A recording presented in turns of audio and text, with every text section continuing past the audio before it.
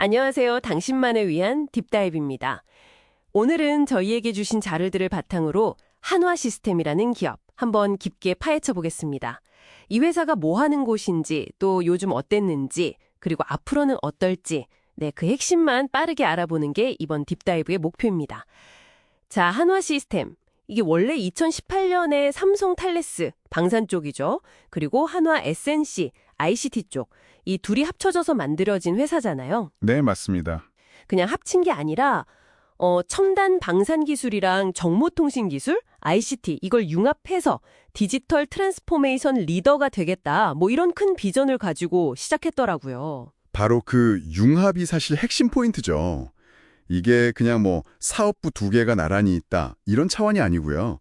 방산이라는 좀 단단한 하드웨어에다가 AI나 빅데이터 같은 최신 ICT 역량을 이렇게 딱 결합시켜서 시너지를 만들겠다 이런 전략인 거죠. 아, 시너지. 네. 예를 들면 미래 전장에서 꼭 필요한 초정밀 시스템이라던가 아니면 요즘 많이 이야기 나오는 그 무인수상정 있잖아요. 네네. 그거 혼자서만 움직이는 자유론한 기술. 이런 거 사실 ICT 역량이 없으면 구현하기가 어렵거든요. 이게 바로 한화 시스템의 어떤 핵심 경쟁력? 네, 그렇게 볼 수 있는 부분입니다. 흥미롭네요. 그 융합이라는 키워드가. 그럼 그 핵심 사업들 좀 더 자세히 들여다볼까요?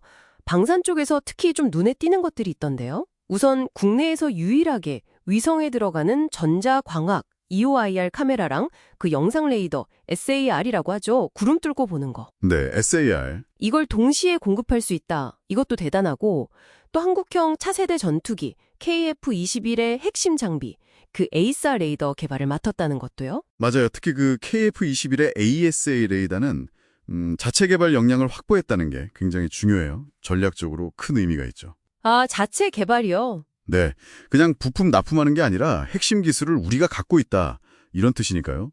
그리고 최근에 공개된 그 전투용 무인수상정 해령 이것도 빼놓을 수가 없죠.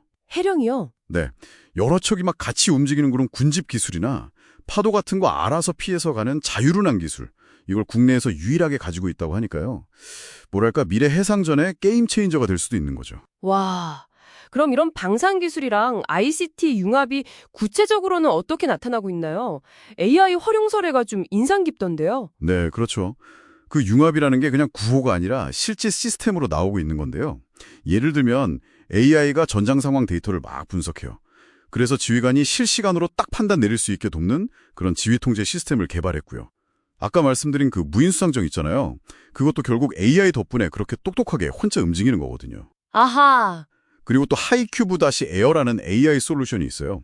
이건 좀 흐릿한 저해상도 위성 이미지를 엄청 선명하게 바꿔주는데 네, 그거 봤어요. 신기하더라고요. 이게 군사정찰용으로도 쓰이지만 심지어는 의료 영상 분석 같은 민간 분야로도 넘어갈 수 있다. 이런 가능성을 보여주고 있어요.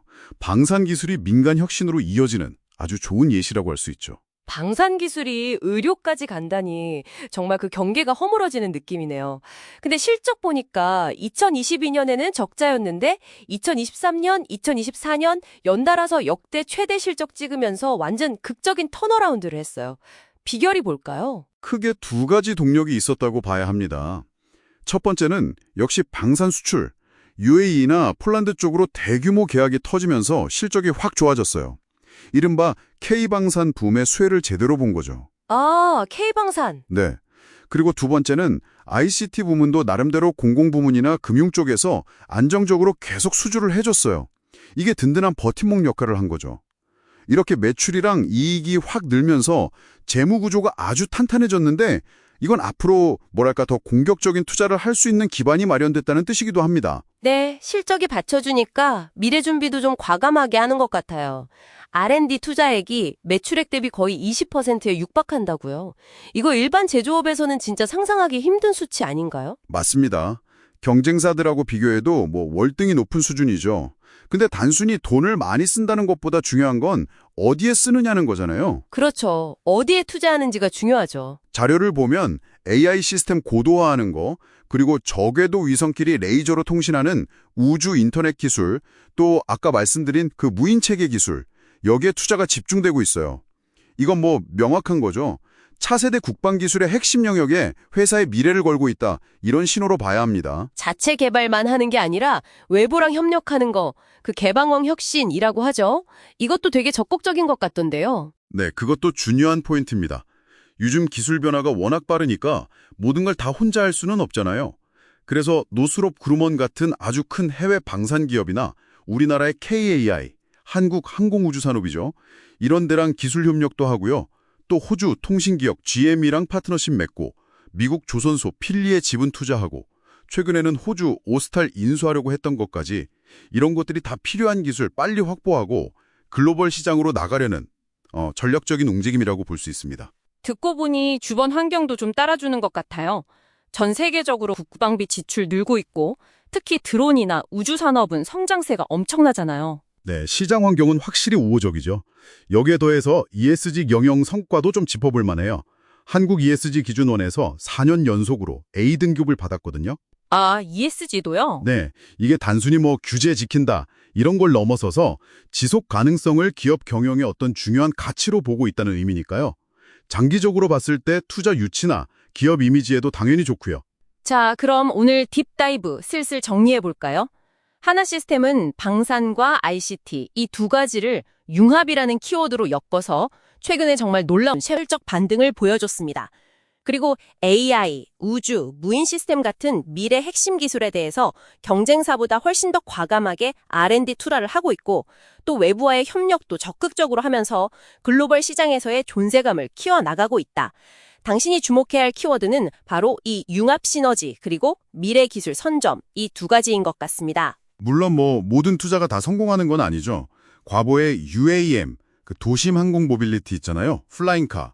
네, UAM. 그 사업처럼 야심차게 시작했다가도 시장 상황이나 기술 문제 때문에 좀 어려움을 겪었던 경험도 분명히 있어요. 그러니까 혁신적인 기술을 개발하는 것만큼이나 이걸 시장이 원하는 형태로 잘 만들어서 실제로 돈을 버는 거, 즉 상용화하고 수익성을 확보하는 전략이 얼마나 중요한지 보여주는 사례라고 할 수 있습니다. 혁신과 시장 적응, 이 사이에서 균형을 잘 잡는 게 앞으로도 계속 중요한 과제가 될 겁니다. 네, 균형이 중요하겠네요. 마지막으로 당신께 이런 질문 한번 던져보면서 마무리할까 합니다. 하나시스템 사례처럼 AI나 자율 시스템 같은 첨단 기술이 국방 분야에 점점 더 깊숙이 들어오고 있습니다. 피할 수 없는 흐름인 것 같은데요. 그렇다면 이런 기술 발전이 군사 영역과 민간 영역의 경계를 점점 더 모호하게 만들 텐데 이게 우리 사회에는 어떤 변화를 가져올 수 있을까요? 그리고 우리는 혹시 어떤 윤리적인 고민들을 미리 해봐야 할까요? 한 번쯤 깊이 생각해 보시면 좋겠습니다. 이번 딥다이브는 여기까지입니다.